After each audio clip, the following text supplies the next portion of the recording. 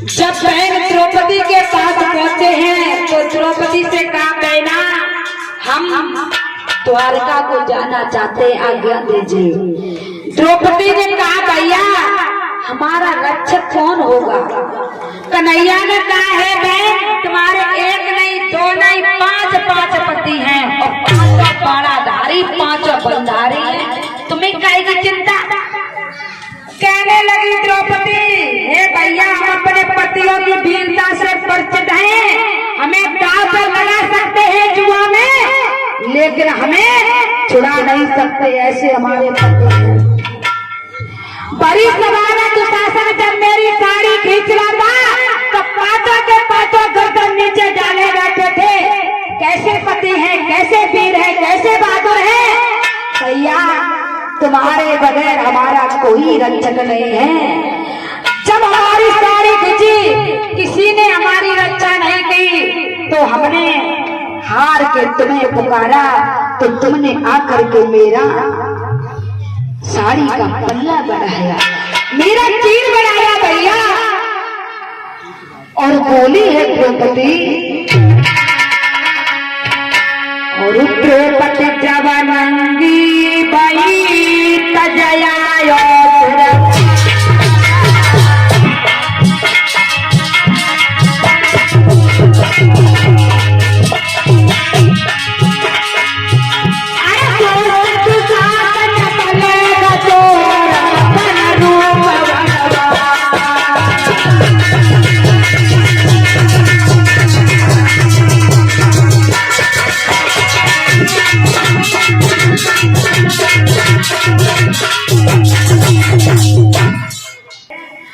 अगर कोई अच्छा इंसान आपसे बिछुड़ जाए तो बड़ा दुख होता है, और अगर कोई चुगली करने वाला लड़ाई झगड़ा करने वाला चला जाए तो कोई बात ही नहीं, कुछ फर्क नहीं पड़ता।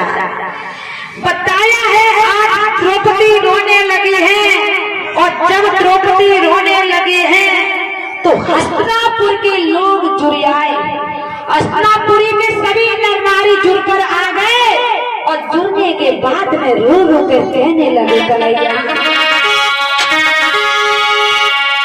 और पूछ रही कुंती प्रभु अब कब वापस आओगे?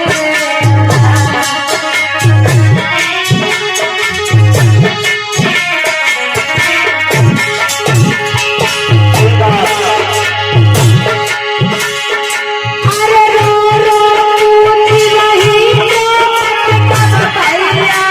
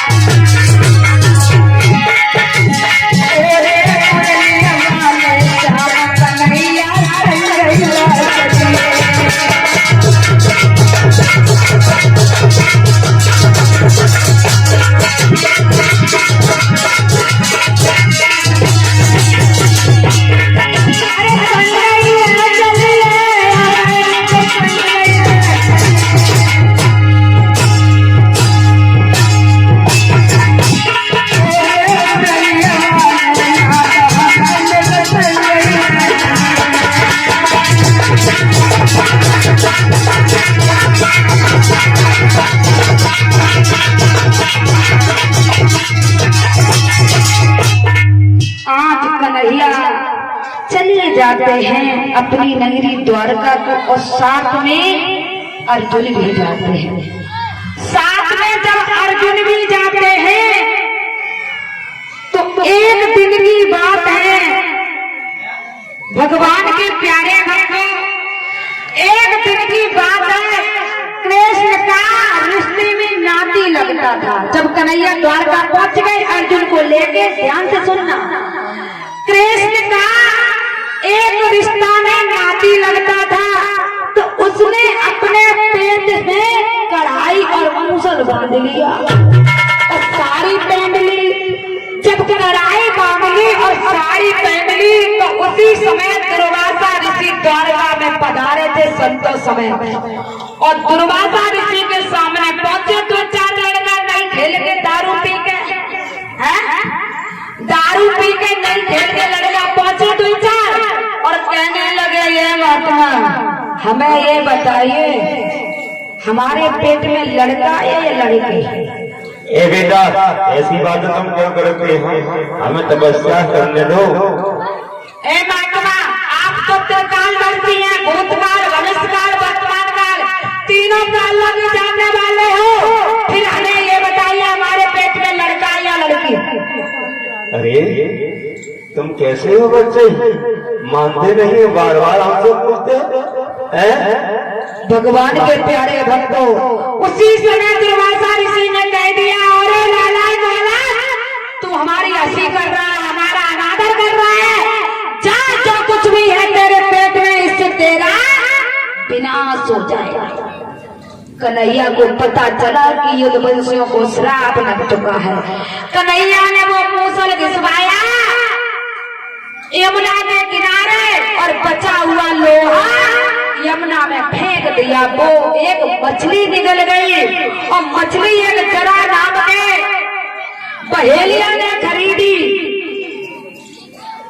जिस समय जरा नाम के पहेलिया ने खरीदी है वो मछली केवट ने पकड़ी और जरा नाम के पहेलिया को बेची। पहेलिया ने खरीदी तो उसका पेट फाड़ा तो वही लोहा वही कील निकली। तो जरा नाम के पहेलिया ने उस कील को अपने तीर की नोक बना ली और जो मूसल घिसवाया था उससे पटेरे यानी कि दुधारी नाम की घास बने।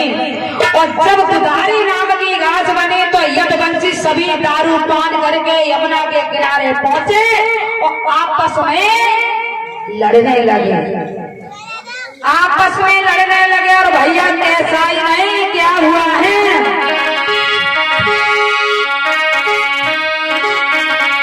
अरे बातन बातन पकड़ हुए गो, बातन बातन बड़े